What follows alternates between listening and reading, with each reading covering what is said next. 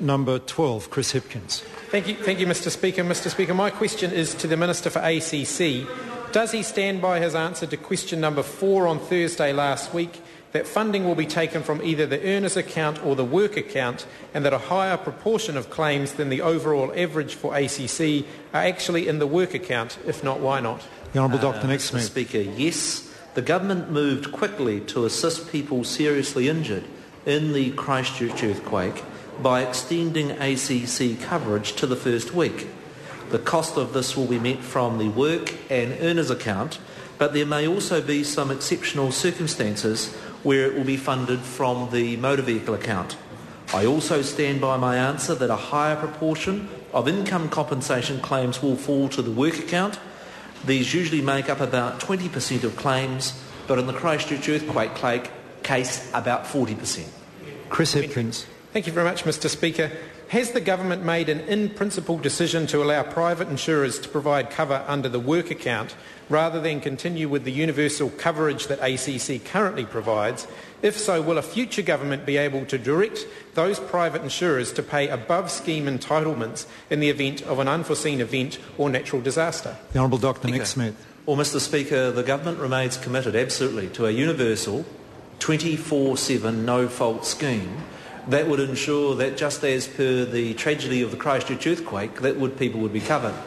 Now, because the entitlements are determined by legislation, exactly the same mechanism could be used if you had more than just ACC as a provider, but I'm surprised that the member opposite would want to try and make politics out of the tragedy at Christchurch earthquake. Order.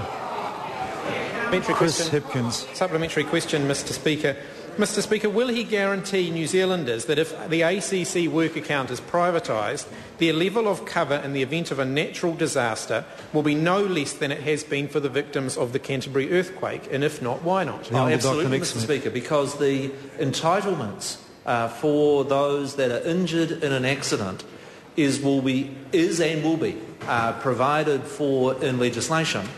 And I also say to the member that he's incorrect with his rhetoric of privatisation.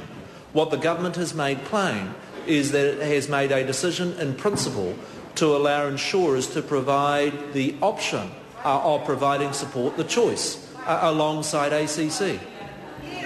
Chris Hipkins. Supplementary, Mr. Speaker. Mr. Speaker, can he reassure New Zealanders that should an influx of ACC claims due to an unforeseen event, such as an earthquake, cause a private insurance provider providing cover under ACC to go broke, that the New Zealanders covered by that insurer won't be left high and dry? And if not, why not? Mr. Speaker, Dr. Nick Smith. It's equally true under ACC. In fact, when I first became Minister of ACC, it had made losses of $2.4 billion in 2007-2008 and $4.8 billion in the year 2008-2009.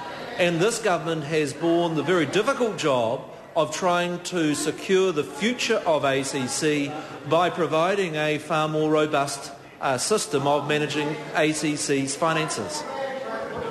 Point of order. I think I can anticipate the point of order. That wasn't while it was an interesting answer, it wasn't an answer to the question asked. I would ask the Minister to answer the question Mr. asked. Speaker, is that the government is going to be issuing a discussion document.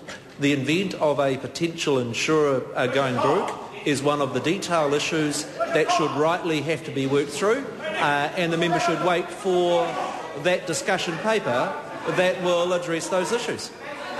The House now comes to questions to members. Point of order, the Honourable